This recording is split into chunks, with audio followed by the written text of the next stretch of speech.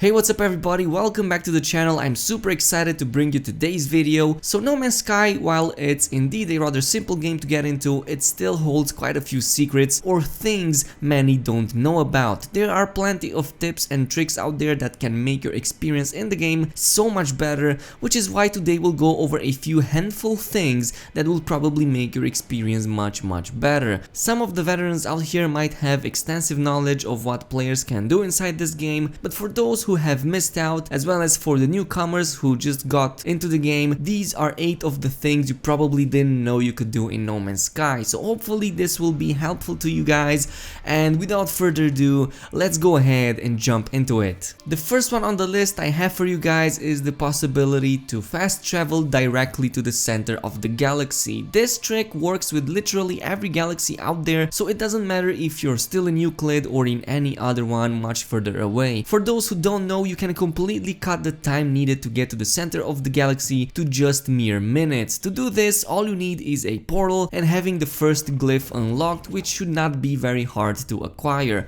Upon reaching and activating any portal, simply input a full address sequence consisting of only the first glyph. For the most part, the portal will announce you that there's an error and instead warp you to the nearest suitable destination. You will quickly realize that the destination you are brought in is just a couple of jumps away from the galactic center. As mentioned, this is by far the fastest method out there, and it severely cuts the time needed to get to the core. So in case you have completed the Atlas Path storyline and then choose to move on to the next galaxy, your only option would be to go there manually. Traveling the normal way or even by using black holes is extremely tedious. It takes a tremendous amount of time, but the first full glyph sequence will help you out with that, and again, it works with literally every galaxy out there. Keep in mind that upon reaching the other side, you'll still keep everything that you have acquired. This includes ships, multi-tools, upgrades, units, and so on. You will have to repair all of the damage upgrades though, much like in the beginning of the game. Going into the next galaxy is kinda like a new game plus, except the environment you're in is different and you still get to keep everything you have achieved. Oh, and a major PSA for anyone who isn't able to select the core. I know a lot of people have this problem and think it's a bug. What you need to do is to first go into your galactic view,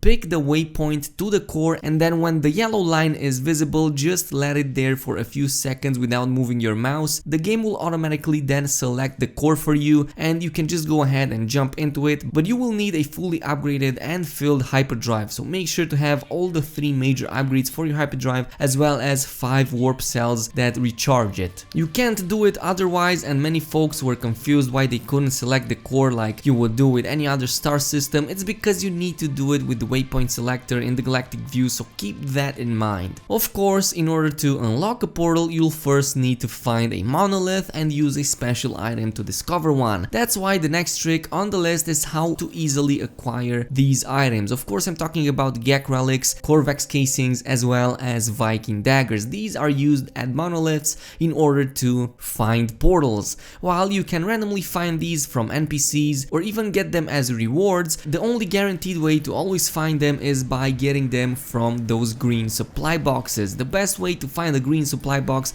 is by going at any trading post, as it holds about 5 such boxes that are just there waiting for you. Keep in mind that these boxes can reward you more than just these 3 items needed to discover portals, so if you can't find any Gek Relic, Corvex casing or Viking dagger in them, just reload your save game, which should be just after you landed at the trading post, and open them until you get one. It is totally RNG, but the chance for the green boxes to drop any of the items required is very high. Also keep in mind that each type of solar system spawns a certain type of portal relic. This is of course obvious from the name itself. It's also noteworthy that depending on the civilization in that system you are in, the monolith would require one of these 3 items. So for example, in a Viking system, you would need a Viking dagger at the monolith in order to find the portal. These supply boxes also spawn at various other outposts and you can also get them there, but I have found that going at the trading post is the easiest route, as you can just scan for one and go there immediately. So it definitely holds the highest amount of boxes, which means that you have the highest amount of chances of getting one of these things.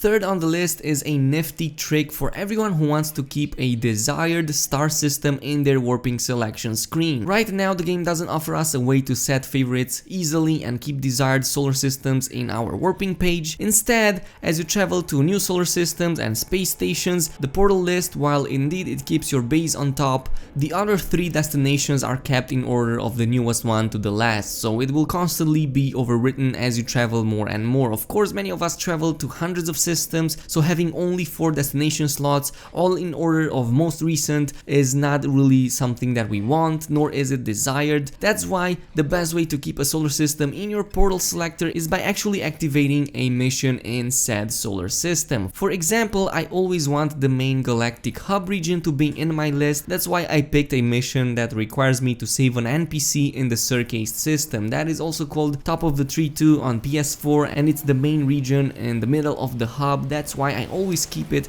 right there on my list. This way, not only will I have it visible constantly, but also see it very easily from the galactic view. You can do this pretty much with any system you want, but still keep in mind that the portal list will only ever hold 4 possible destinations. Hopefully the next update gives us the possibility to set favorites, but until then, this is the next best thing. When traveling on planet's surface for extended periods of time, you might find that your Exo Craft boost might last way too short for any decent speed gain. That's why the next trick on the list will teach you how to use your Exo Craft boost without having to worry about the cooldown. I will assume that you have a fully upgraded Exo Craft boost, since it's very easy to get, at least compared to its Starship counterpart. In the following example, I'll use the Nomad since it's the fastest, and I'll assume that most of you use these Exo Crafts mostly to get to certain points faster. So when traveling, refrain from keeping the boost button pressed until it completely goes into red. Instead, try to do it in short bursts without letting it deplete. The simplest method would be to press it for about 2 or 3 seconds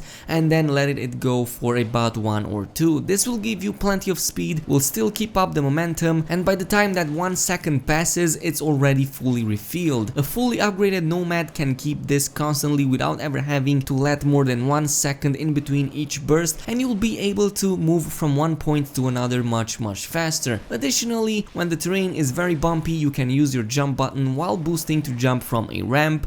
This will give you a lot more air time, a lot of speed, and you'll always have that boost filled no matter what.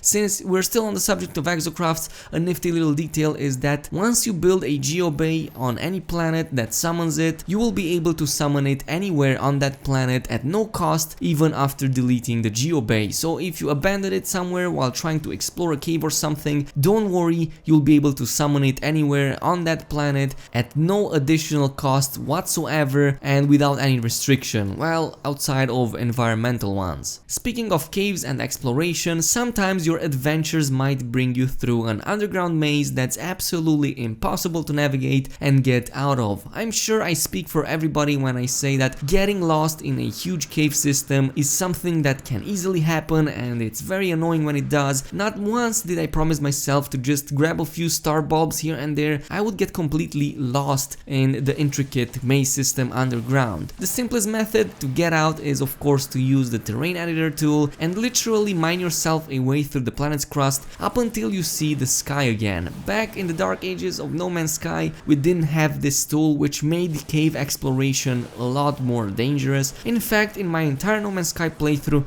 I only ever died once, and that is because I got stuck in a cave and there were sentinels attacking me, so I didn't have any way to get out as I was completely lost. So simply switch to the terrain editor, enlarge it to the max, and start digging yourself out like the mole you are. And speaking of terrain editors, this tool also has many more other uses, especially when playing on permadeath or in extremely harsh conditions that kill you very fast. Basically, if you can't find a shelter to hide from the extreme weather conditions, the terrain editor can be used to quickly get cover by digging yourself a hole into the ground. This doesn't have to be that big, just a few meters up until your electronic assistant is announcing your temperature stabilizing. So yeah, this tool is much more useful than you think, which is why I recommend you always keep a slot for it no matter what. Sixth on the list is something older than the game itself. I know many people know about this already, but there are plenty of newcomers who probably don't know about this, and it's pretty funny to see people getting stuck without having any knowledge to get themselves out of trouble. So back before No Man's Sky even released, the developers talked about how they were worried people would constantly get stuck with no jetpack fuel left to get out. Most veterans out here already know this one, but for the newcomers, the game offers you the possibility to use infinite jetpack. Don't worry, it's not cheating and it sounds way worse than it is in fact. Basically, if you get stuck somewhere or simply want to reach a very high vantage point, you will most probably want to know that as long as you are close to a wall or anything upright, you can ride on it without your jetpack fuel being used. This means that if you fell through a cave and don't have anything to dig yourself out with, you can climb up with the jetpack by staying very close to the walls and sliding onto them. This works for huge pillars and structures as well. Keep in mind that the controls might be a little bit wonky, so you'll have to get used to that, but nonetheless it's a very useful feature, especially when you get stuck or when you want to reach hard places to get to. And nonetheless, sometimes the jetpack simply doesn't have enough fuel in it to bring you to those heights. That's why this is the best method to do it, of course, given if you have a wall to slide onto. Another pretty easy one is of course boost jumping, aka melee thrust. It's basically that forward boost jump you see me doing all the time, and it's the fastest method to travel on foot as well as jumping from one point to another. To do it, you need to sprint and then melee attack and jump at the same time. Essentially, the melee attack launches you a bit forward, and if you also sprint and jump while doing it, it will accentuate that launch even more so you can jump for longer distances. While this method was much better in the beginning days of No Man's Sky, it eventually got nerfed, but it is still much more preferred to simply walking or sprinting. Of course, having your exosuit upgraded to the max with all the jetpack goodies will help tremendously, as it will increase your stamina, your jetpack fuel, which in turn will let you boost jump more and further away. Also, a side note here is for people who like jumping from very high points, always keep a tiny amount of jetpack fuel as a reserve. You'll need to use this when falling from greater heights to give yourself a very small boost right before hitting the ground so that you don't get damaged. You'll probably need some practice to do this correctly, but you won't need more than a few minutes to get this perfectly done. Last on the list is something that a lot of players get frustrated about, especially in the beginning, and of course I'm talking about how slow and tedious mining can be and how the multi-tool overheats way too fast. While a full upgraded max rank multi-tool can mine very fast without any downtime at all, in the beginning I can see why so many players might get frustrated easily by how this mechanic works,